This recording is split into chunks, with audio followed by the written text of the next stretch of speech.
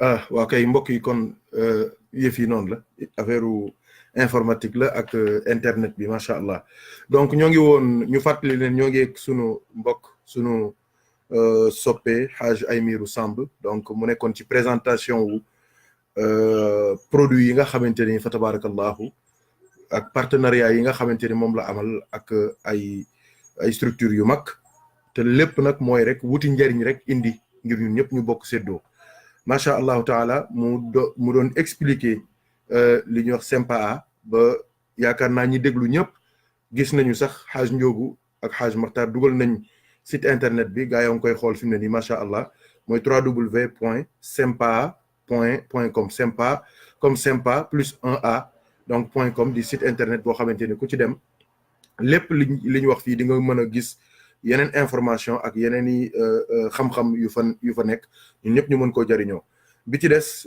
moom moo ngi doon dugg nag ci point bu am solo point boo xamante ni man mii di wax dëgg yàlla jariñu naa ci te am na ñu bëri ñu ma ko tegtal ñu jariñu ci ndax bi ma demee ca gàmmu ga am na xaalis yu bëri yu ñu ma jox ci dama leen wax ñu jaarale ko ci Tap Send ndax loolu mu ci wax ndax biñ ko waree fay dane lépp loo xamante ni commission la bu war a ñëw nañ ko jël pourcentage boobu di dellu ci zawiya Cheikh na Ahmad Tijani bi muy geste bu noble bu am solo waaye dafa tolloon ci point bu am solo boo xamante ni sunu bokk tukulóor yëpp ñoo ngi mën a wax naan ma na ko Aymirou waxaat mooy yaakaar naa Njóogu bind nga ko sànq mooy ci diggante 2 euros ba 1000 1 euro ba 1000 euros c'est le même prix mooy 2 euros ngay fay ci envoi yi te am na man mbokk yu ma xam personnellement ñoo xamante ni depuis ñu xam ni zawiya bi da ci gagné ñoom foofu la ñuy jaarale seen xaalis keroog rek maag Haj Racine ak Thierno Omar mi ñoo ngi ci doon waxtaan kon Cheikh Aymirou waaw bismillah kon mën nga continuer ci lancé bi yaa ngi woon ci Tap Send ak foofu nga tolloon incha allah bismillah waaw voilà moo nga donc Tap Send li ma ko doon expliquer voilà lépp loo mën a envoyé 1 euro ba 1000 euros 1 euro ngay fay donc maa ngi doon expliquer lu tax loolu parce que am structure yoo xam ne ñooy toog ñooy fay nit ñi fi nekk di fay locaux yeeg yooyu benn service utilisateur lañ am ak seen service développement yoo xam ni moom mooy gën a yaatal promotion wu produit donc au niveau de leur charge foofu la ñuy utiliser pour wàññi seen i charge bu baax a baax de telle sorte que 2 euros yi nekk yoo xam ni day fixe te du bouger voilà léegi ku ci envoyé bi ñi nga xam ne envoyé nañ ci lu bëri jot nañ ko remarqué boo envoyé ba egg sa plafond 1000 euros par exemple nga envoyé 300 3 fois war a envoyé waat 300 dañ lay laaj nga yónnee sa identification donc pièce d'identité passeport wala carte d'identité wala beneen boo xam ne rek mën na ko représenter pour que ñu identifier la loolu buñ la ko xasee def day permettre tout ce qui est blanchiment d'argent ak ñeneen ñi nga xam ne dañuy utiliser réseau yi pour def leneen loo xam ne warul ñu mën a am base de données boo xam ne bis bu leen état laajoon dinañ ko mën a justifier et ça une fois que tu le fais maintenant plafond bi dootul am plafond en fait di nga mën a continuer def say envoi comme tu veux le seul restriction bi mooy envoi bu nekk mënut a romb 1000 euros envoi boo mën a def rek mënut a dépasser 1000 euros voilà kooku mooy premier aspect bi deuxième aspect bi mooy c'est un produit boo xam ne Sénégal war yi nga koy récupérer moo ngoog te ku wax war waaw kay am na mbokk mu doon laaj loolu léegi ma ne woon naa bàyyi rek mën naa am nga tontu ko am na ko doon laaj léegi waaw bismillah donc koy récupérer war yi avantage bi mooy léegi ñi dañuy toog fii suñu kër un dimanche nga nekk sa kër wala jour férié comme tey bii nga nekk sa kër tu fais ton envoi bu fekk sa ki nga ko yónnee am na waree bu nekk côté dafay am Sénégal très souvent nit ñi dañuy liggéey dimanche dañuy liggéey jour férié dañuy liggéey ba même ay 23 heures. effectivement boo ko demee mu retiré xaalis bi jox la donc c'est du joni boo xam ni tu fais c'est plus simple qu'un envoi de texto loolu lañ koy jaayee en fait. ok beaucoup plus facile que envoyer un texto te je pense que ñi ko utiliser. gis nañ ko. effectivement donc beneen aspect bi nga xam ne rek lay leeral aussi mooy par rapport ak zawiya. bu dee zawiya bi ñun boo bu nit ki bëggee ñun ñu am ci dara mooy premier envoi wa. balaa moo def premier envoi wa. dafa am benn code promotionnel boo xam ne moom lay dugal. le code bi gàmmu la. GAMOX xam. ok boo ko dugalee avant ce premier envoi. donc dañuy verser 5 € ci compte zawiya bi automatiquement. donc diggante novembre ak fii may wax ak yéen. presque dugal na ñu toll ci 3000 € ci compte bi. 3000 €. waaw yoo xam ni chaque personne moo ko versé ci compte zawiya. allahu akbar liggéey ak ñoom. te loolu je pense que ay système la yoo xam ne. ak ñeneen ak ñeneen. amul risque. ñun loo xam ne mën nañu indil njëriñ rek. loo xam ne mën nañu indil njëriñ rek dañ koy utiliser pour suñu projet jëm kanam. effectivement. leneen li si nekk aussi mooy c'est un produit boo xam ne ça fonctionne aujourd'hui en Angleterre. en Allemagne, en France, en Italie, en Espagne, Belgique et Pays-Bas. donc yooyu yëpp ku ko nekk mën nga ci envoyer vers le Sénégal vers le Mali voilà et puis ñun daal li ñuy ñaan mooy képp ku koy utiliser rek ci envoi bi nga def tout nga dugal wala le code promotionnel gàmmu pour que zawiya bi mën ci bénéficier voilà donc ginnaaw loolu c'est au tout début voilà ñoom ñu koy continuer bi ñu duggee ci 2019 ci ñu waxtaan ak ñoom ñu reconduire partenariat bi pour toute l'année 2019 année 2019 bi yëpp partenariat bi dafay continuer juste suñu wàllu liggéey ak Sympa ñoom on a tout fait pour les amener vers par exemple gàmmu Paris ñëw nañ fa nekk ay sponsor participer ci gàmmu gi gàmmu Le Mans même chose disons récemment ñoom it ñu participer nekk sponsor def fa seen affaire aussi parce que ça leur a permis aussi de faire une bonne pub pour le produit voilà donc globalement je pense que Tap Send loolu la ñuy liggéey ak ñoom aujourd'hui bu fekkee am na yeneen question mën nañ ci dugg balaa ñoo jàll ci beneen produit voilà. waaw mais li ma bëggoon laaj mooy par exemple mbokki taalibe yi nga xamante ni ñoo ngi ci réew yooyu nga tudd yëpp ay Angleterre ay Hollande ay yooyu ñoom est-ce que par exemple ce code promotionnel là duñ ko dugalee tamit c'est mën na nekk une façon à eux de participer ñoom it wala. ça marche aussi. alhamdulilah. dëkk boo mën a nekk boo ko téléchargé donc version wu dëkk boobu ngay am bu fekkee Italie version italienne bi ngay am. Espagne noonu mais boo dugalee code promotion bu fekkee code gàmmu nga dugal. code boobu moom ça renvoie toujours à la zawiya Seydina Cheikh de Paris. ok voilà loolu lu am solo la. voilà zawiya bi dina ci jëriñu incha allah. aujourd'hui ça marche que sur le premier code. sur le premier envoi. ok on est en train de négocier avec eux. éventuellement nan lañ mën a def ba yeneen ba képp ku def envoi rek boo utiliser code bi ñun ñu am dara lu mu tuuti. ñu ngi koy négocier ak ñoom mais c'est pas facile parce que comme ñoom seen frais d'envoi yi c'est très réduit 2 €. waaw 2 € day moom boo bëggee ñëw di ci grignoter dara dafay xaw a métti.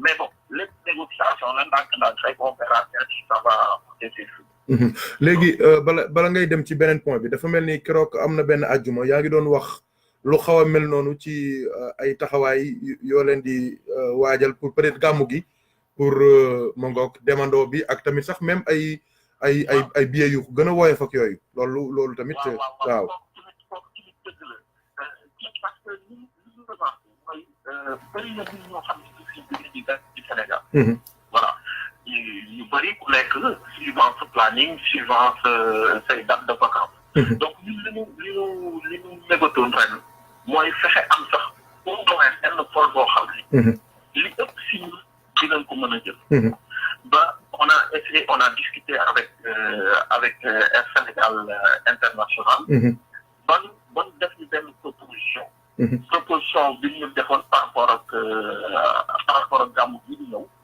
mooy ils nous ont proposé benn système boo xam ni am na benn date de départ ak trois dates de retour donc benn date de départ ak 3 dates de retour date de départ bi pour l'instant c'est le 27 octobre. ok 27 octobre 2019 mooy date de départ. Les 3 dates de retour c'est le 17 novembre. Le 24 novembre. Le 8 décembre. Le 12 décembre. Donc le prix du billet c'est 565. Aller-retour 565. ñu ku bëgg a inscrire 175 ngay joxe. ak sa photo wu passeport.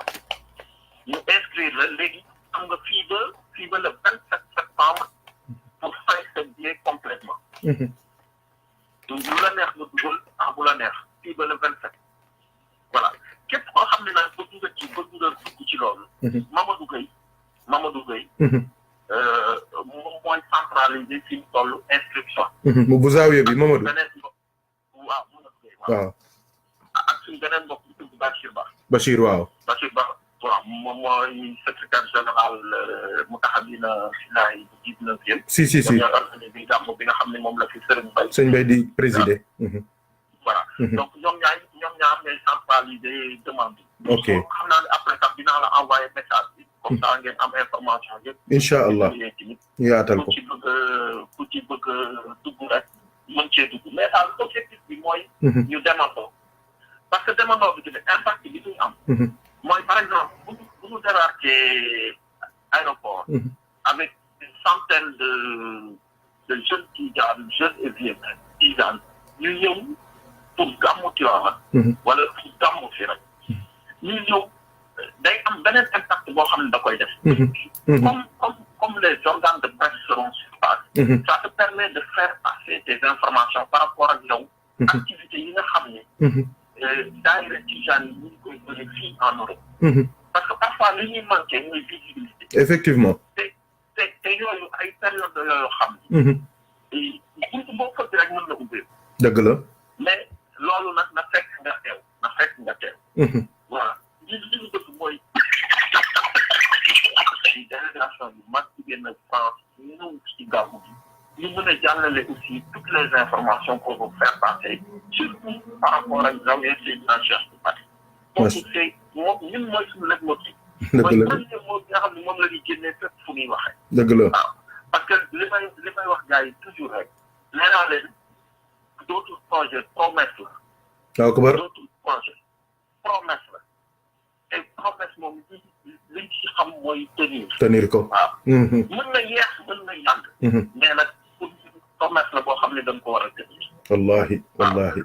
donc wàllu woowu moom loolu laa demoon daal mën na dojee doon. waaw foofu nag bëggoon naa bala ñuy dem ci yeneen point yi mooy par exemple nga toujours dama lay dégg nga koy wax te xam naa ni comme li ñuy wax la répétition est pédagogique te gis naa pas-pas bi ak yitte bi ñu koy waxee mooy ñu bëri fi ne nii le problème mooy xamuñu par exemple njëriñu lu mel ni zaawiya bi ngay wax pour ñun pour suñuy njaboot pour sunu image même fii ak yu demee noonu loolu bëggoon naa nga ñëwaat ci même bu dee 2 wala 3 minutes la ci njëriñu infrastructure bu toll nii ñu war koo taxawal. voilà donc xam nga Zawiya bi dafa am benn historique boo xam ne du ma ci dellu sax dafay xaw a gudd. mais bu ma bëggee ñëw rek ci jariñ. ñun ñëpp gis nañ ko. fépp fu ñuy gàmmoo wala fu ñuy defee suñuy xadara ci juma fu ñuy wajifa en général ay salles la yoo xam ne ce sont des salles partagées. effectivement parfois mën nga nekk fii di def sa gàmmu gars yi nekk fële di def seen i fête musique bi sax yow loo am ay seen i dynamique yi mën a yóbbu bu ñu zikree ba doyal ci nit musique bi mooy ëpp doole. parfois da ngay nekk si sa biir fii ñoom ñu nekk si côté bi ak seen i son. xam nga loolu ñàkk am béréb boo xam ne yaa ko moom a sa effectivement. deuxième point bi urgence fu mu amee dañuy am problème fu urgence amee mu nekk suñu mag ñi parfois kenn wàññeeku ñu war ko defar ñaan on a tous les problèmes du monde pour trouver ça mu ko def. dëgg la. leneen li nga xam ne nag moo ci ëpp solo mooy ni ñun am na noo xam ne noonu la ñuy wóolee ñu ciy ñëw ñun ñi yëpp dañu waajal nit ñu waajale suñuy biir kër suñuy wayjur suñuy sëriñu daara yi nga xam ne jot na fa jaar jàng fa tuuti alquran wala jàng fa alquran ba mu mat sëkk ñu jàngal ñu suñu diine wan nan la ñuy jullee nan la ñuy wooree nan la ñuy respecté suñu biir xam nga yooyu yëpp ñun avant ñuy ñëw en Europe loolu dañu ko sol ba mu fees benn ci donc ñun tur nañ mooy li nga doon wax sànq ñun tur nañ côté bu nekk gars yi mën nañu ko attaqué mais duñ ñu atteindre. déedéet jamais. mais loolu ñun loolu est-ce que on a fait le nécessaire pour jox loolu ñu yor jox ko suñuy doom. beneen aspect bi loolu c'est que suñu doom yi nga xam ne ñun ñëpp ay sénégalais la koo fi wax danaan lépp moo bëgg a ñibbi bu ma amee projet de def dama ñibbi mais boo jëlee 100% sénégalais yu fi nekk ba sol 20% yooyu ñibbi duñ fi toog wala beaucoup moins la ñi si ëpp fii la ñu nekk ba màgget ba am seeni retraite doo ko teg. wallaahi seeni doom fii la ñuy yaroo donc ñun lan la aussi ñu benn espace benn complexe créer benn contexte pour nos enfants pour inculquer leen ni ñu jàngale suñu diine ni ñuy pratiquer suñu diine. ñu jox leen même forme yi ñun la manière dont on vit notre religion. ak république bi ñu mën a doon c'est compatible. c'est compatible. ak république bi ñu mën a doon ci àdduna. donc demee xam ne ñun ni ñuy dundee suñu religion c'est compatible à toute république. loolu nag li ñu def suñu dënd avant mënu ko may. loolu tax sawña bi rôle bi yëpp loolu mooy formation wu xale yi. akbar formation wu xale yi. teg leen ci yoon bi nga xam ne ñii moom la ñu tegoon pour mën a egg si fii. nekk aussi lieu boo xam ni. même mag yeeg yëpp yu ñu waree defaraat suñu diine nafar yooyu yëpp dana fa. dëgg la nekk aussi espace de documentation. gis nga boo gisee ñun Tijaan moo tax li ngeen def ñu am solo trop. daf ñu raw ci lu bëri. wallaahi. parce que ñun on reste souvent sur l'événementiel. benn mbir am na ñun yëpp ñu taw dem ca organiser ko mu rafet bu kontaan bu ñu paree ñu jàll ci leneen amul projet boo xam ne dañ koy tàllal mu am schéma directeur bu clair mu xam ne lii fii la commencé mais objectif bi mooy fii ba ay 100 ans 200 ans mu nekk loo xam ne day pérenne loo xam ne fu ñëw fekk ko fi ñu dox di def. objectif bi loolu objectif bi nekk une réalité pour la Tijania, nekk une vie pour la Tijania. Dama rencontré le chargé des religions au niveau du ministère de l'Intérieur. ñuy waxtaan loolu. vraiment mais pour les Tijanes on ne voit pas. Ouais. mais pourtant ñu ngi fii am na ay structures ñu ngi def suñu mu ne mais dafa mel ni existé wu leen parce que amul leen benn symbole boo xam ne moom lañ leen mën a identifier amul lenn loo xam ne ñun nga si teg loxo ne lii Tijaan yi ñoo ko moom. dëgg la. donc loolu tamit beneen aspect la ma duggaat beneen aspect xam nga même au niveau de la représentativité au niveau des instances. ay conseil culturel musulman ak yeneen ak yeneen fii.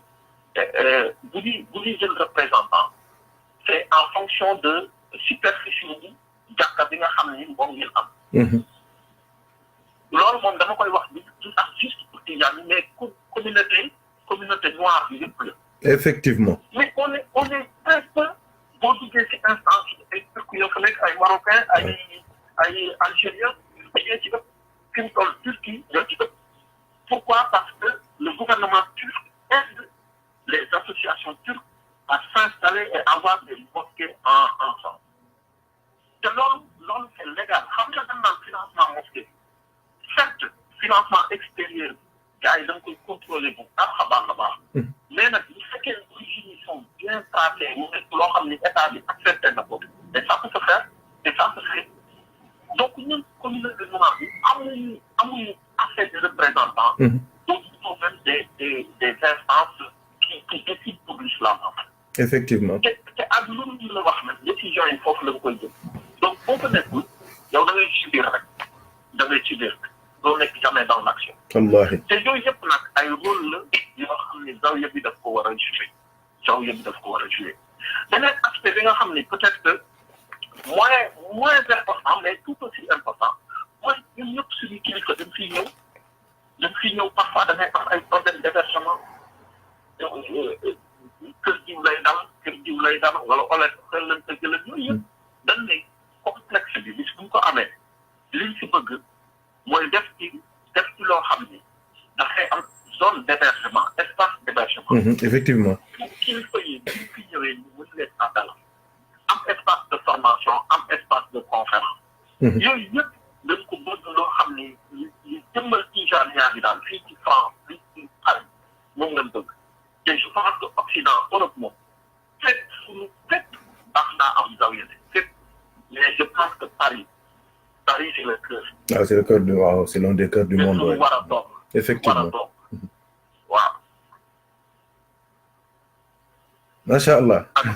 waaw. waaw loolu daal la ñu woon dinañ ko ci yokk. ah non rek ñi nga xam ne zawiya bi mën na koo am pour ñun ñëpp.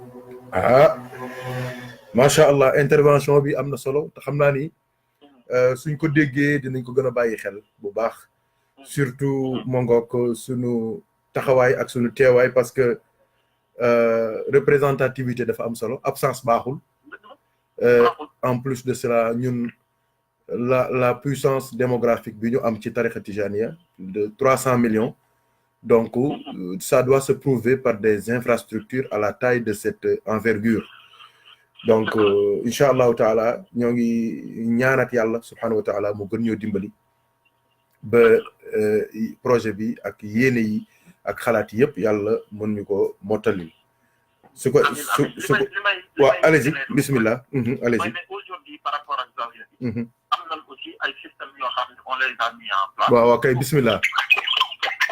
ku bëgg a participer rek participer. am na benn plateforme net boo xam ne Hello Asso si benn plateforme la boo xam ni la nga ko tànneel.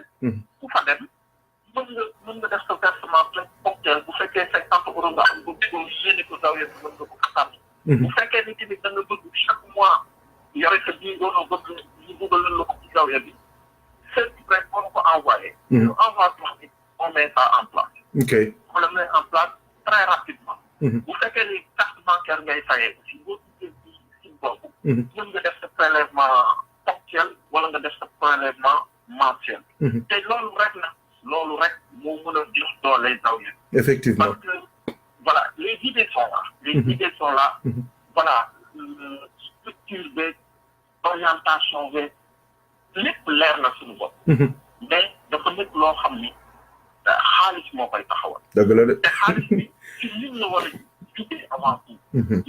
c'est ce que je dis toujours ñun bu ñu doxee suñu engagement ba nit ñi gis ne sama jaay que yëngatu nañ ba am lii bu boobaa ci lay gën a yomb pour nit ñi jàppale la.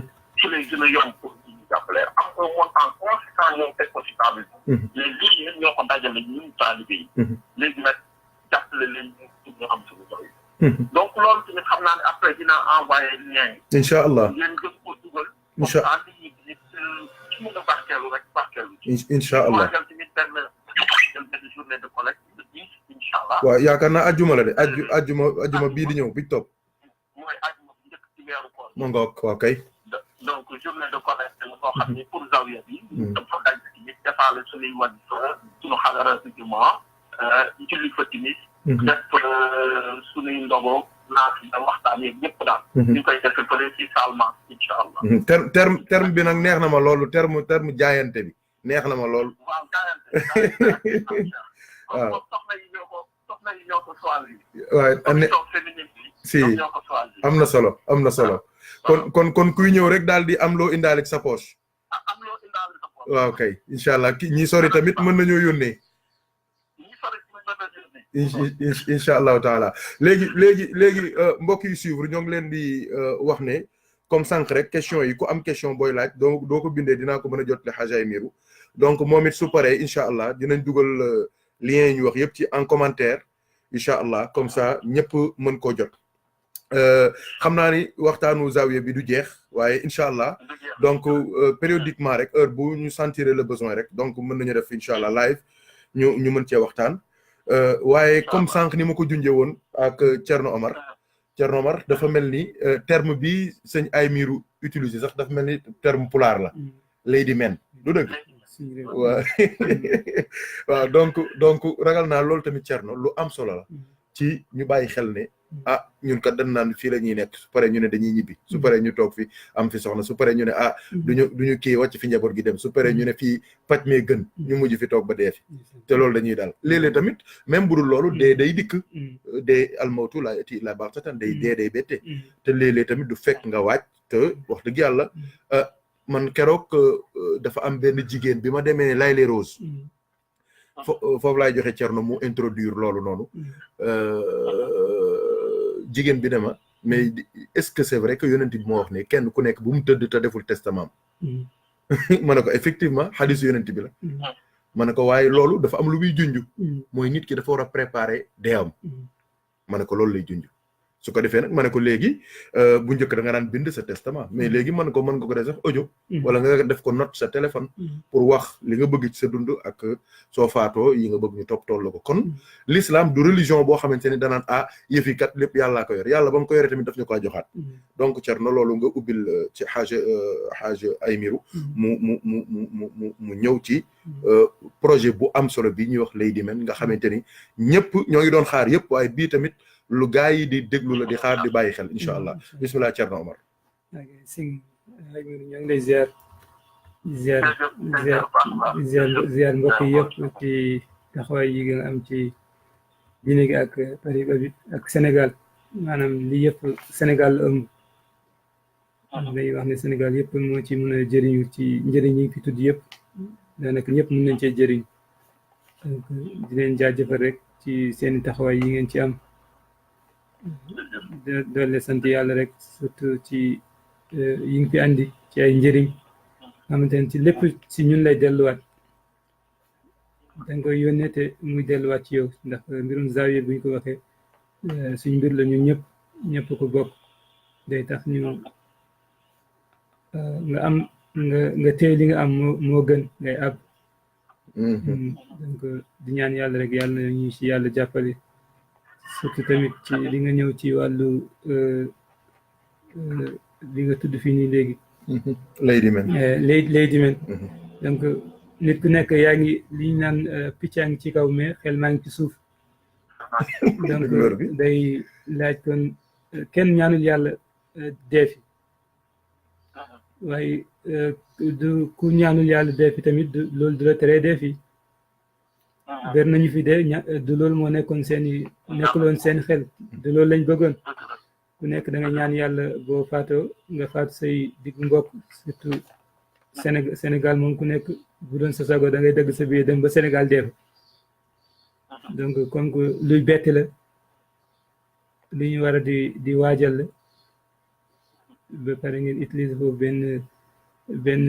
benn kàddu pulaar waaw loolu kàddu bu wér la ci pulaar donc loolu day wane rek ku nekk war nga takkuwaat waaj laa sa bopp donc kenn ñaanul yàlla tamit dee fi ñu lay suul ci bàmmeel yi nga xamante ne bëriwul sax ay jullit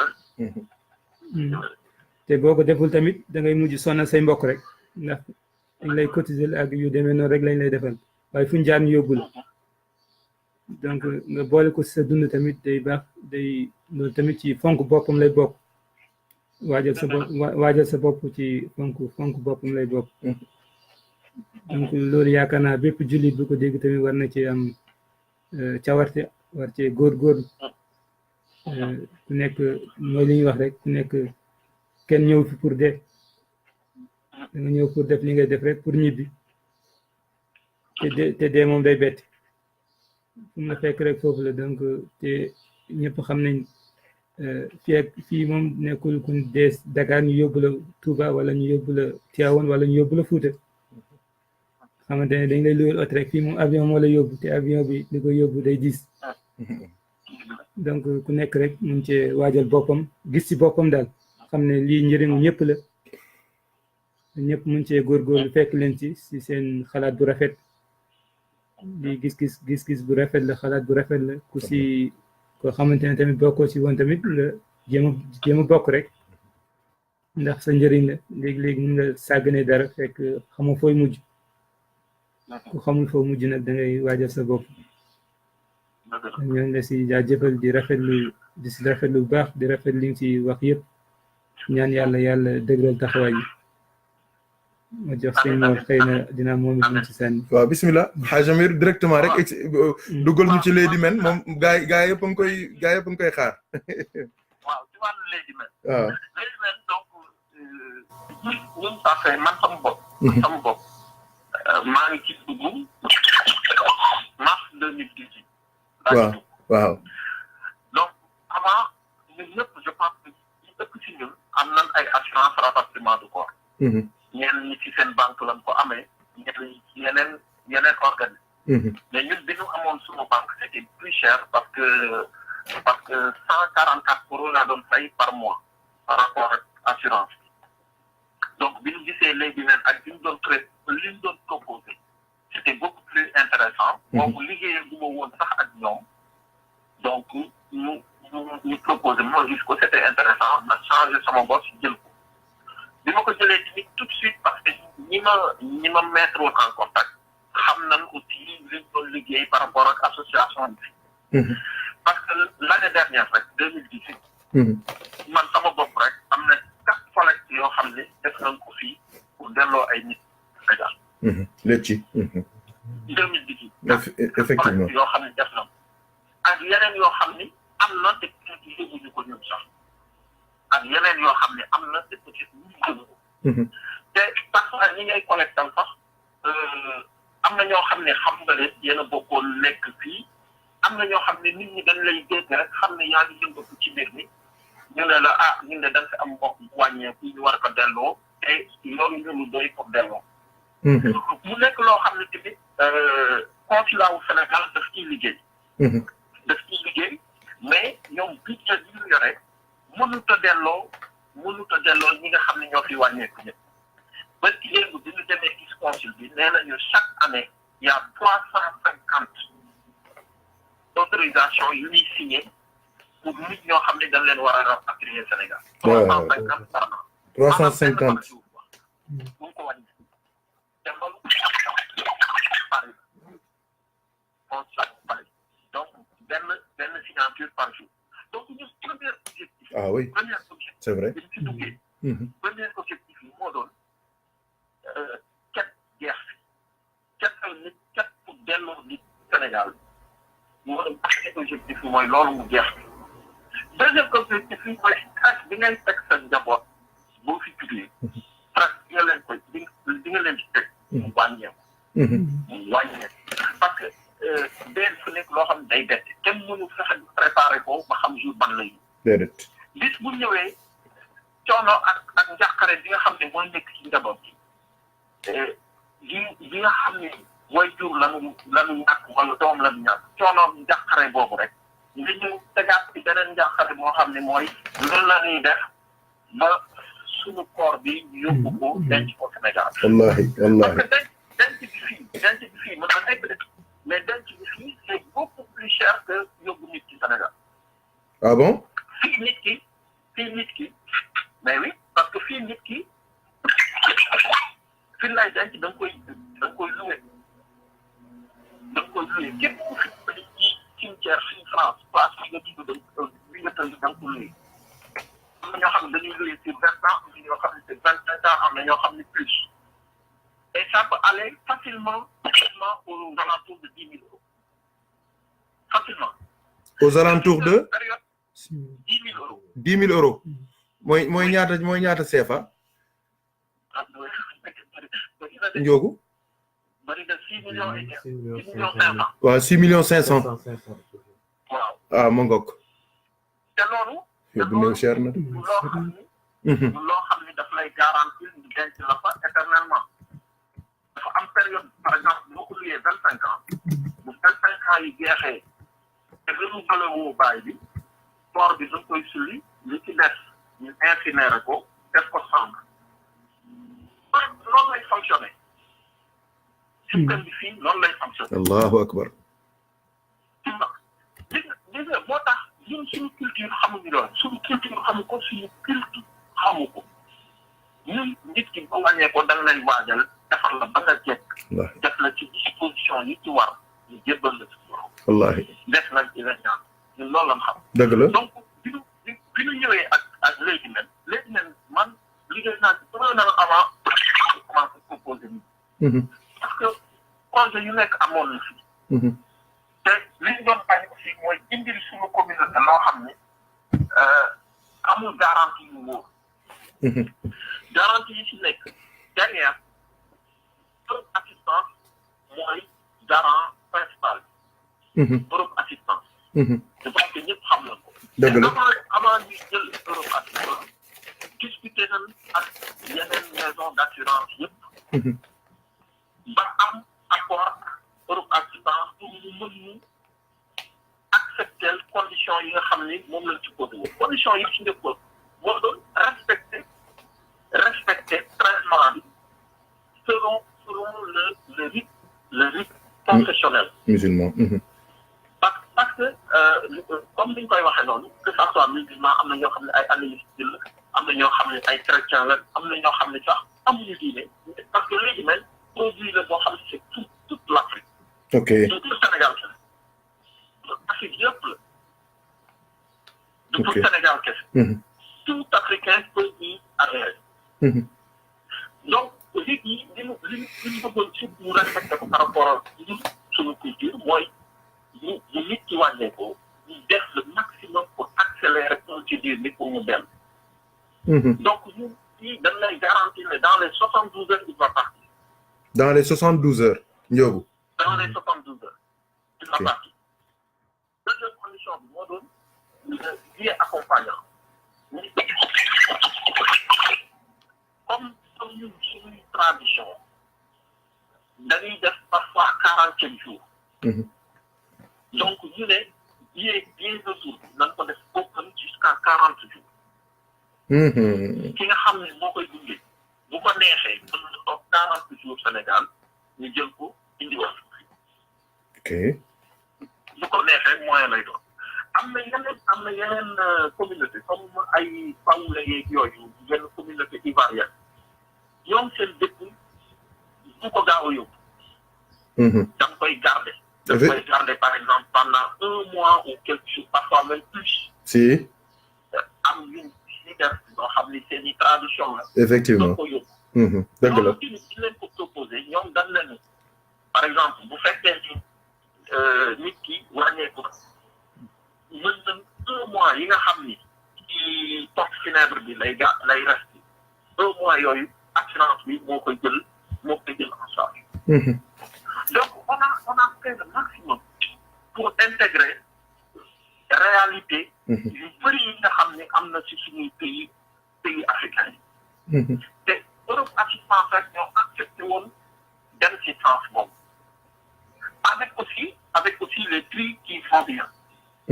donc bi ñu accepté loolu yeneen garantie yi nga xam ni moom la ñuy assuré donc bu wàññeeku traitement wu corps. dañ koy def selon le rythme de la personne bu fekkee ni jullit la compte funèbre jullit lan lay boole. ñu toppatoo ko bu ne yow am nga imam boo xam ne moom nga teew ngay ñëw teew taxawu ko ba lépp mel li nga bëgg ñu jël prise en charge rapatriement wu corps ba mu egg fa la ko war a denc.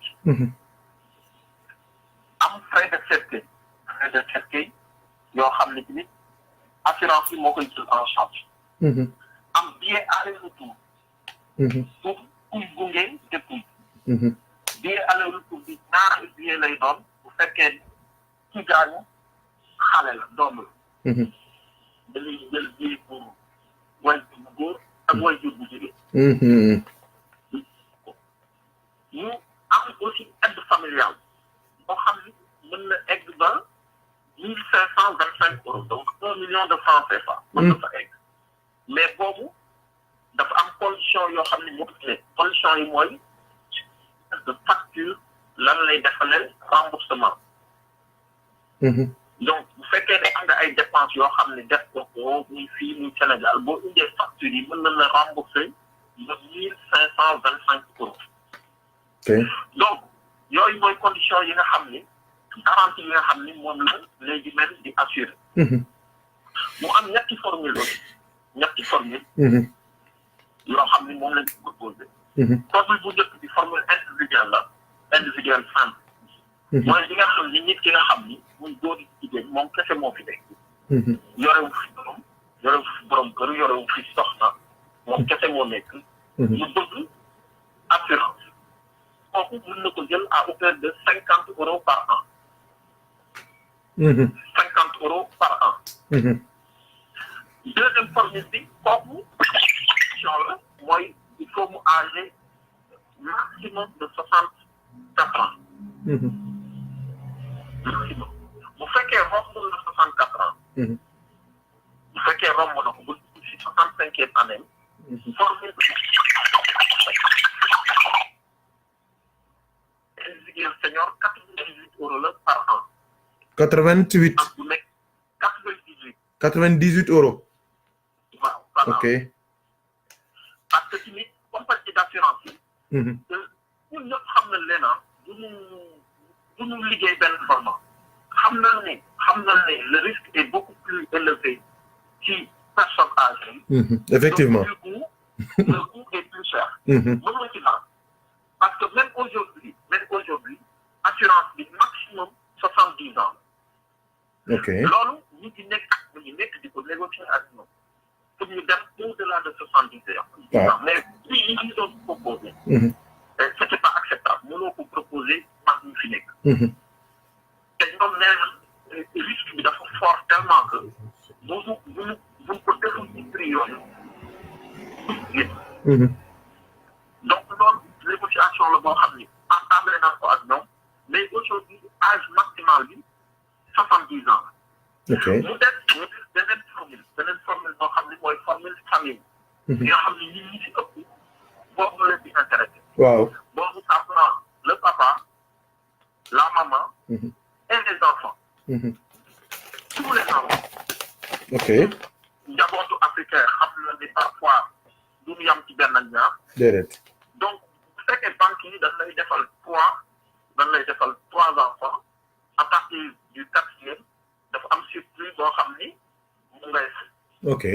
bu dee léegi même c'est tous les enfants et même les neveux wala ñeent yi nga xam ni ci kër gi la domicilié fiscalement ba ba ñuy am 24 ans. mën nga leen a boole ci assurance. say doom aussi ba ba ñuy am bu fekkee ni fiscalement ils sont encore à la maison. ok. mën nañ ci bokk. donc ñooñu ñëpp nag formule familiale bi ça reste à 98 €. 98 € la nekk. donc ñetti formule la formule simple. individuel 50 €. 50 oui. individuel senior 98 €. et famille 98 €. ok. ok. voilà conditions pour souscrire les conditions mooy être originaire d'un pays d'Afrique. ok. être résident en Europe depuis au moins 6 mois. Quel que soit le pays européen. Depuis au moins 6 mois. amul condition wu am naa këyit aw ma këyit. ok. parce que xam nañ ni dëkk yi bu fi nekk moom fii da nga ko war a delloo. am naa këyit amul këyit. dëgg la bokk ci condition yi. dëgg la. li ñuy condition yi daal mooy être originaire d'Afrique, être résident en Europe et avoir au minimum 18 ans, au maximum 70 ans. 18-70. 70. ok. donc résident européen donc ñi suivre sax te bokk ci yeneen réew yi donc ils sont dedans. ok baax na. yeneen réew Europe yëpp mais daal vraiment c'est un produit boo xam ne ñun comme produit assurance yëpp na.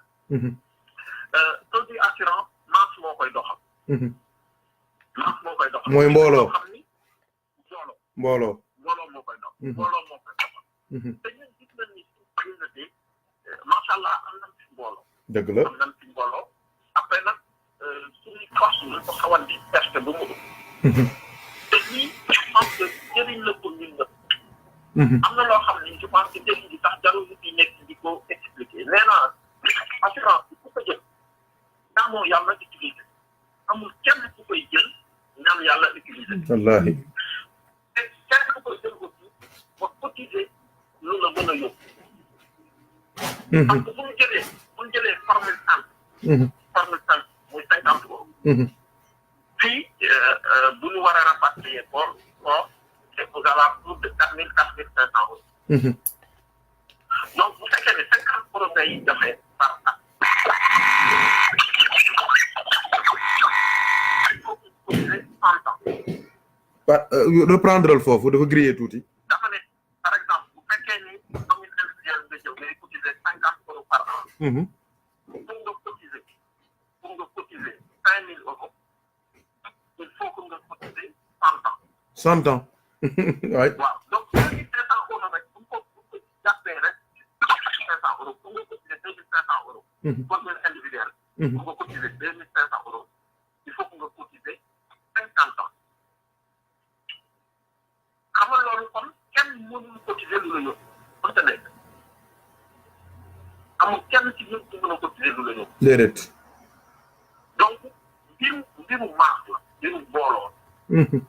c'est ça qui fait la force. ñenn ñi dañ ci bénéficié wu ñu ci bénéficié wu. parce que dañuy dem ba seen situation en étranger ñu teel a ñibbi.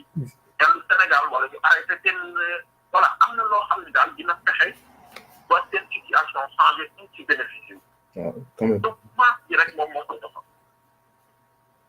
te ñun def nañ garantie yëpp ba mu nekk un produit sûr. li ñu ci gënoon a intéressé mooy rapidité d'exécution bi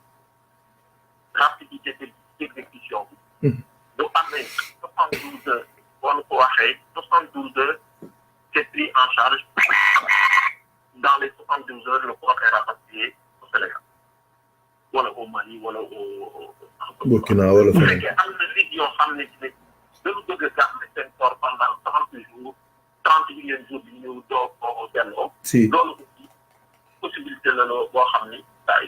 bàyyi nañ ko xel. donc daal on a fait le maximum pour rassembler réalité africaine yi nga xam ne yëpp xam nañ ko.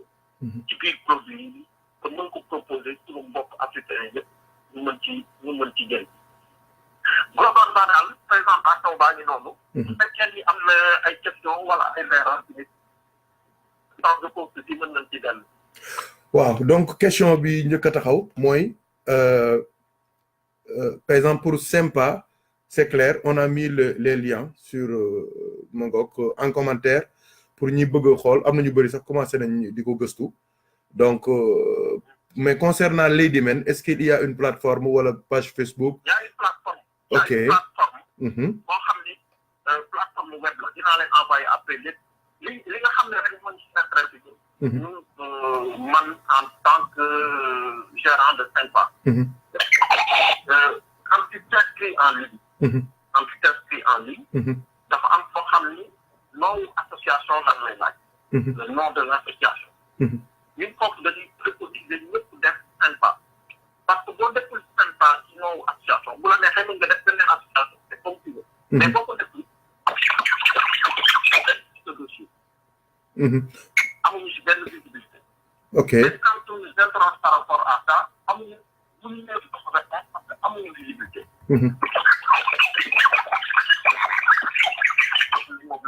moom la ñu amale. donc soit nit ki mën na ko contacter directement ñun ñu def inscription bi. nit ki mën na aussi inscrire en ligne. mais bu inscrire en ligne benn condition rek la mooy association de renseigner Sympa dans la case association. comme après dinaa la envoyer les informations. comme ça ñu mën ko partager aussi. incha allahu taala waaw xanaa bala ñuy jeexal quelques mots ci Ewala bi. waaw Ewala mooy ci produit moom ñu nekk en négociation ak ñi nga xam ne ñoom ñoo ko mettre sur pied. ñu ngi ay franco-ivoirien la. Belgique dañuy dund. benn plateforme la orienté vers les télécentres ak téléservices. waaw kay ñoom la koy proposé. ñoom objectif bi mooy c'est un outil boo xam ni da la koy installer ci sa environnement et ça permet de vendre des crédits téléphoniques pour des opérateurs de 200 pays. Donc mën nga nekk fii nga jënd crédit téléphonique pour des gens au Sénégal. mën nga ko def pour des gens au Brésil, Argentine. Il y a 200 pays qui sont couverts. mën nga aussi régler des factures téléphoniques à partir d'ici. ay facture téléphone Orange wala ndox wala yu mel noonu comme le service Orange Money bi nga xam ni moom la Sénégal di propose. xeet boobu la. mais c'est un produit boo xam ni c'est pas destiné aux particuliers. ñu yore ay télécentre wala téléservice lan koy offrir. ok donc produit boobu tamit ñu ngi ci liggéey si wa xam naa cette semaine dina sax disponible. dafa am yenn point relais yoo xam ne rek ñoom lañ ciy liggéeyal fii au niveau de la région parisienne. mais très bientôt dina démarrer moom incha allah. d'accord kon moom it on peut retrouver les liens ci site Sympa bi. waaw moom it am na lien du ko pour teg Sympa parce que on l'a pas encore signé. mais dina ci dugg très rapidement. incha allah ok Hadj Ndiogou déglu nga sa mbokk mi. waaw macha allah. moom am na solo vraiment solution yi innovante la. ñëwul ni jege sil tuuti. Hadj Ndiogou Mbodj étudiant la en présentel sa bopp rek. waaw kilifa gi maa ngi ziar bu baax maa ngi rafetlu jotaay bi. ñoo ngi rafetlu yëpp maa ngi tudd Ndiogou Mbodj maa ngi fii nag ci université technologique de Compiègne UTC. waaw foofu la ñuy defee suñu master ci fouille de données loolu lépp dafa nekk benn domaine ci biir intelligence artificielle comme ni nga ko xamee mooy ñoom machine learning ak ñoom deep learning ak mooy apprentissage profond ak réseau de neurones ak tout ça ñun ci yooyu la ñu nekk nii. macha allah donc mi ngi ñoo ngi mais vraiment ñoo ngi rafetlu jotaay bi yëpp ñoo ngi rafetlu aussi idées yu pertinentes yi ngi fi commencé yi ngi fi wax yëpp en commençant côté marketing digital bi mise en ligne de plateforme de commerce en ligne tout ça référencement bi SEO loolu lépp aussi muy ay domaines yu innovants.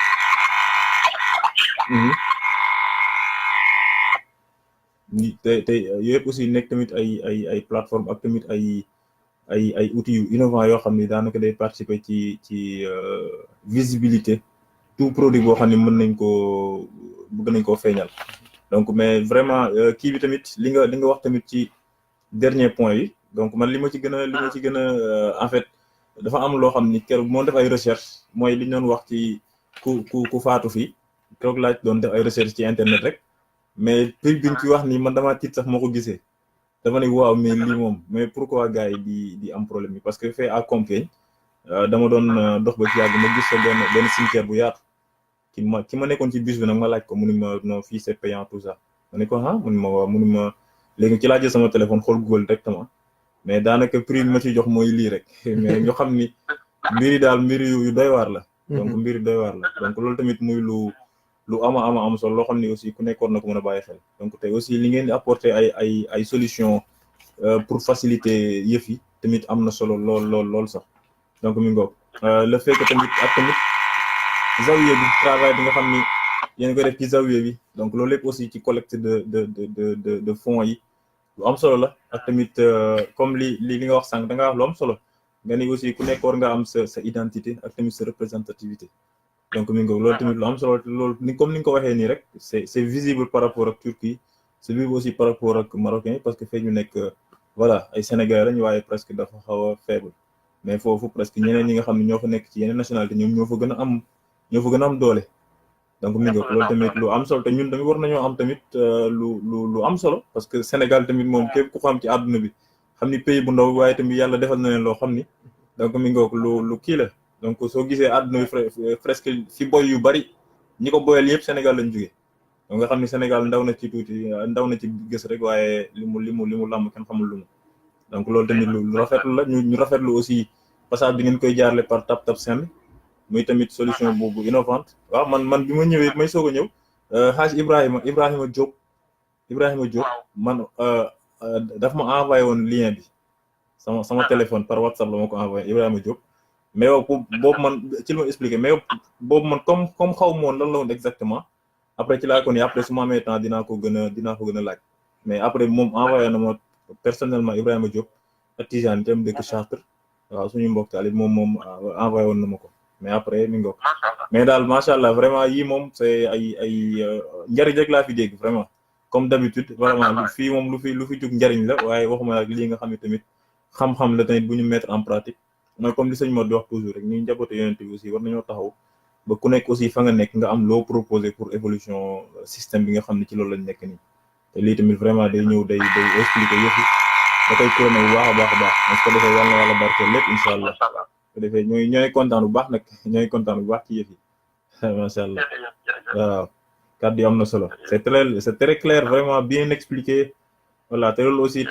aussi day témoin ci sujet bi nga xam ne tamit loo maîtriser la et surtout aussi ni nga koy waxee nit en fait dañuy sentir envie de bien faire ak de facilité générosité waaw vraiment loolu moom on le sent ci wax ji rek dañ koy sentir ci wax ndax li ñuy wax toujours ni ku wax feeñ waaye yow moom mi ngoog yéen li ci biir xol yi chaque fois day feeñ ba ci kàddu yi donc mi ngoog loolu laaj doon sànni kàddu su fekkee sëriñ bi maa ngi jégalu bu baax nag vraiment maa ngi jégalu bu baax Hadj Aymérou waaw moo ngoog dama bëggoon sa mbokk mi wettali la rek comme yéen a bokk domaine mu wettali la tuuti waaw moo ngoog waaw donc su la neexee incha allah loo jàpp ne moo ngoog laajuñ la ko wala loo ci bëgg a tëjee moo ngoog incha allah tu as au moins 5 minutes comme ça ñu nga def sa résumé incha allah ñu soog a ñaan yëkkati jotaay bi incha allah. Voilà, donc je pense qu'on a pu aborder quand même les points essentiels. Après, par rapport à Sempa, comme je le disais tout à l'heure, c'est une activité récente. Effectivement. De démarrer début d'année. Voilà, on ambitionne de grandes choses. Parce que ce qu'on dit aussi ici, c'est que nous avons la capacité de créer. Nous tous, nous avons cette capacité de créer. Après, ce qui nous freine souvent, c'est que l'Africain en général a peur du risque.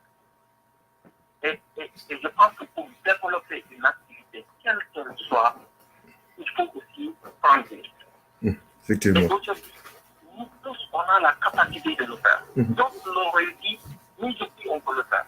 Donc, c'est dans cette axe qu'on peut faire pour essayer de faire quelque chose.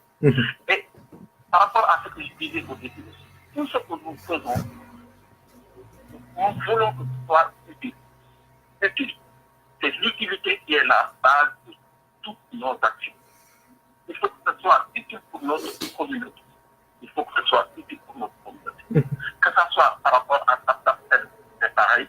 Ce sont des actions qu'on est amené à faire et à répéter. L'envoi d'argent.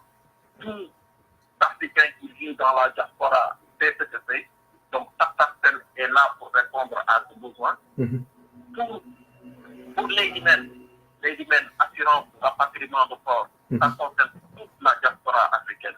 Donc, nos actions, on les inscrit dans l'utilité. Il faut que ce soit utile pour notre communauté. L'autre partie qui est essentielle pour nous, c'est la Zawiya Seydina Cheikh de Paris. La Zawiya Seydina Cheikh de Paris. Ça sous-tend toutes nos actions. Aujourd'hui, la communauté tijane est très présente en France, à Paris, mais elle est très dispersée. Effectivement. On doit avoir un repère spatial. Que tout tijane qui arrive à Paris sache que à tel endroit, c'est la Zawiya Seydina Cheikh. Si j'y vais, je vais retrouver mes convictions. Je vais retrouver ma famille. Je vais pouvoir vivre ma tariqa profondément. Que je vienne du Sénégal, du Maroc, du Burkina, peu importe. L'essentiel, c'est que la Tijania est universelle. Effectivement. Et on veut qu'elle soit rayonnante au niveau de l'Occident. Notre objectif, c'est ça, c'est le rayonnement de la Tijania en Occident. Et je pense qu'on a vraiment les capacités. Les jeunes sont là, les jeunes ingénieurs, intellectuels, banquiers, qui sont très performants dans leur domaine d'activité et très profondément instruits de religion dans le tariqa aussi. Cela, on en a besoin. On en a besoin. Parce qu'avant tout, on doit être des modèles. On doit être des modèles. Nous, voilà, on nous a forgés avec un fer, mais pur. Ça, on doit avoir le bonheur, la fierté de l'exhiber, de le montrer. C'est ça, c'est ça. C'est ça. Et la Zawiya, son rôle, c'est ça. C'est de montrer une autre facette de ce qu'on nous présente aujourd'hui comme étant l'islam. Et que nous, on refuse. C'est pas ça notre islam. Notre islam n'est pas d'aller se faire exploser dans des églises ou dans des stades. Notre islam, c'est pas ça. Non. Tout notre islam est représenté dans notre pratique de notre religion, dans notre tariqa, dans la vision. Et c'est quelque chose qui est compatible avec toutes les républiques, avec toutes les sociétés, toutes les familles, dans toutes les maisons, elles peuvent se pratiquer. Et nous, on a même le droit et l'obligation de l'exposer, de le présenter. C'est ça. Donc la Zawiya, c'est ça aussi son rôle. C'est montrer une facette les pure, simple, agréable de l'islam en fait. Et puis appeler les gens à venir le voir. Et ça, il faut vraiment qu'on ait notre espace pour pouvoir le faire. C'est quelque chose, je peux en parler encore et encore. Parce que aujourd'hui, moi, j'en fais une promesse. Ce n'est plus un projet. Je le dis et je le répète. C'est une promesse et on fera tout pour la tenir. Inch'Allah ta'ala. Voilà. Voilà. En tout cas, je vous remercie aussi vivement surtout Thierno Fall. ñu ngi lay sant di leen gërëm bu baax a baax ci opportunité bi macha allah am na comme ni ko mbokk mi doon waxee ñun nii la ñuy waxee toujours. suñu passion day génn à chaque fois. dëgg la yéene bi la. parce que li ñuy yëg la ñuy waxee. même bu ñu yoree kàddu biir kilifa yi dañ koy jéem a maîtriser mais à chaque fois day ressortir. dëgg la dëgg la te rek ci la ñuy nekk à l'aise. ñu ko jéemee nag wala ñu jéem ko camoufler rek. on est plus à l'aise et on peut plus sortir notre message en fait. pour suñu message génn il faut ñu naturel. te bu ñu naturel rek passion bi xaw a génn. donc loolooy tax ci nit parfois bu ñu paree à chaque fois dañuy déglu parce que dina am ay rëcc. dina am xol bu xaw a wax mu xaw a gën a feeñ te gémmiñ yi baat yi. donc yooyu yëpp dañ ciy jégalu mais daal lépp lu ñu wax rek ñun pour bien faire la quoi. wallaahi ñun daal suñu motivation première. mooy amal njëriñ nit ñi. amal njëriñ nit ñi. avant même suñu communauté ñu amal njëriñ nit ñi. loolu rek la ñuy ñaan yàlla. ñu ngi leen di sant di leen gërëm bu baax. c'est un plaisir c'est un plaisir Thierno c'est un plaisir.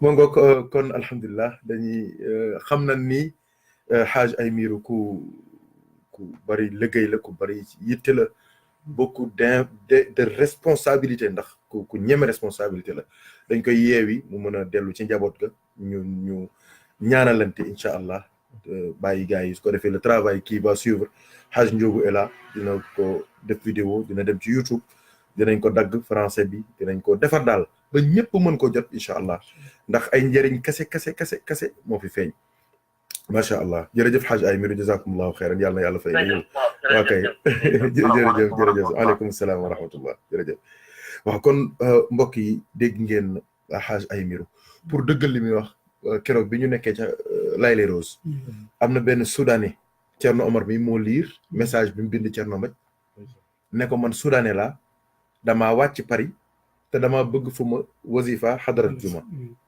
ma gis plateforme yi ngeen def ci internet moo tax ma lay contacter pour mën a ñëw xadara si kii moo ko liir pour wax la ne la li Aymirou wax dëgg la ñun waruñoo yokkat dañoo war a taxaw bu baax yàlla nañu yàlla dimbali donc mbokk yi vous pouvez visiter le site www.sempaa.com pour trouver là-bas le maximum d'informations concernant le Tap Sand, le Ladyman, le Ewala, tous ces cadres créés par des jeunes Africains dans le but exclusif d'être utiles pour les autres, Inch'Allah ta'ala. c'est l'occasion encore de remercier tous les frères qui sont d'expression française, qui nous ont suivis, malgré que la causerie soit faite en Wolof, Masha'Allah. Nous saluons la sœur Elisabeth de Strasbourg, hein, donc la famille Diop ici dans le 20e, nos sœurs, nos frères d'Angleterre, de la Hollande, d'Espagne, des États-Unis d'Amérique qui sont avec nous, Masha'Allah, nous les saluons. Nous demandons à Allah de les bénir, de leur donner beaucoup de baraka. Les frères du Sénégal, les frères informaticiens aussi, Haj Mohamed Dia, Haj Ndiogumboj, Haj Racine Li, Masha'Allah, qui nous ont aidés pour la retransmission et la matérialisation des idées de Haj Aymirou en français, en commentaire, pour que les frères puissent en tirer profit. Nous remercions les frères du Sénégal, Haj Makhtar Mbaye, Haj Omar Khan, le frère Haj Omar Khan ici, présent avec nous, Masha'Allah, qui nous a tenu compagnie durant toute cette étude qu'on a eu à faire concernant les plateformes et les cadres créés par nos frères pour être au service des frères africains, des frères de l'islam. Donc, merci à tout le monde. Nos remerciements encore au frère Aymirou Samb, qui a eu l'amabilité et l'humilité aussi de participer à ce forum, qui est un cadre d'échange, de fraternité, de partage des connaissances, quelle que soit l'origine, hein, parce que nous sommes conscients, d'après les enseignements de Cheikh Tijani, que toutes les sciences tournent autour du prophète, parce qu'il a dit que c'est Ayn al-Rahmat al-Rabbaniya, al-Ha'itati bi Markad al-Fuhumi wal-Ma'ani. Donc toutes les sciences tournent autour du prophète Mohammed sallallahu alayhi wa sallam, que ce soit les sciences exactes comme les sciences humaines, tout tourne autour du prophète sallallahu alayhi wa sallam. Donc c'est pourquoi on étudie tout ici dans ce cadre, et n'hésitez pas à nous proposer des thèmes, à même prendre la parole ici, Inch'Allah, parce que c'est un espace ouvert à tout le monde, à tous les thèmes, à toutes les causeries. Donc, il n'y a aucune restriction. Hein. Donc, Inch'Allah, on prépare même des causeries sur la philosophie pour parler de cela et montrer que l'islam, ce n'est pas seulement la mosquée et le mois de Ramadan, mais l'islam, c'est une religion globalisante qui embrasse tous les domaines de la vie du croyant. Donc, on est musulman totalement. Comme on dit, on est musulman à part entière et non pas entièrement à part, Inch'Allah. Qu'Allah nous aide et nous assiste et nous donne la possibilité et la force de pouvoir servir l'islam et servir les hommes sur terre. Donc, site internet bangok.sempa.com, www.sempa.com. ku fa dem di nga mën a xam gis li ñuy wax yëpp incha allah taala ku soxlawaat yeneen information aussi doo ko tapé ci commentaire Haj Ndiogu dina leen jot li numéro Haj Aymirou incha allahu taala ma ngoog ba liggéey bi gën a mën a yaatu gën a baax mbokk yëpp ñu ngi leen nuyu waa Italie tamit ñu ngi leen di nuyu Haj Abdoul Aziz Kassé sunu soppe sunu mbokk yal na yàlla yéwénal mbir yëpp leeral lépp Kassé jërëjëf ñoo ngi lay ziar ak mbokk yi nekk en ligne yëpp Thierno Omar kon kaddu gaa mbokk incha allahu taala ñu soog a ñaan bismillah kan sant yàlla rek sama jaajëfal ci sa taxawaay li lépp sa góorgóorlu la ñu bëri naam saa fekk mosuñu koo dégg ndax xamuñu ko ndax loo xam gëstoo ko mënoo koo gis ba koy xam donc lii yëpp tamit njëriñ yi fi wax yëpp ñu bëri dinañ ko jëlee ci Safina fekk xamuñu ko woon donc ñoo xamante ne daaw nañ ko suivre mais xamuñu lii léegi mooy wane ne jokko rek moo am solo lépp ci jokkante la moom mun na am fekk li nekk ci dënnam am na ñoo xamante ne mënuñu ko jot ba nga fexe ba mu ñëw ci Safinatul Fuqara ba nga xamante ne tey ñu bëri dinañ ko jëriñoo fekk xamuñu ko woon donc loolu tamit si sa taxawaay si sa ñàmbaar ñaan yàlla rek yàlla dëgëral taxawaay bi yokk xam-xam yi yokk xalaat yi lépp di ko jaajëfal moom it seen ay ni mu yéene doomu aadama yi tamit yàlla jàppale ko si des fois tamit day xaw a métti tuuti waaye góorgóorlu rek des fois day xaw a métti tuuti waaye góorgóorlu rek ndax du ñëpp a yem ci ay déggin ñëpp a yem ci ni nga gisee loo dégg rek yaakaar lii ay caaxaan la wala lii la fekk sa njëriñ kese la te li ngeen booy wax nit ki njëriñam fa nga boole ci di muñ di góorgóorlu yàlla yàlla jàppale di jaajëfal sëñ Njóogu mi nga xamante ne moo si ñëw ni léegi di si wax moom it yàlla na ko yàlla dëgëral mu uti si xam-xam tamit yàlla jàppale ko si moom it li nekk si dëndam tamit yàlla may ko mu eggali ko incha allah defal ko mboolem jullit di ziar ñëpp di jaajëfal ñëpp ñaax ñëpp tamit ci li mu wax ci ngëneel yi nekk góorgóorlu ci rek moom ku nekk lii la ñor yaa ngi ci dëgg la lii tamit daf na war a ñor ndax loo xamante ne luy ñëw la donc te ba pare njëriñ bi si nekk njëriñ la boo xamante ne day delluwaat ci yow gis nga ko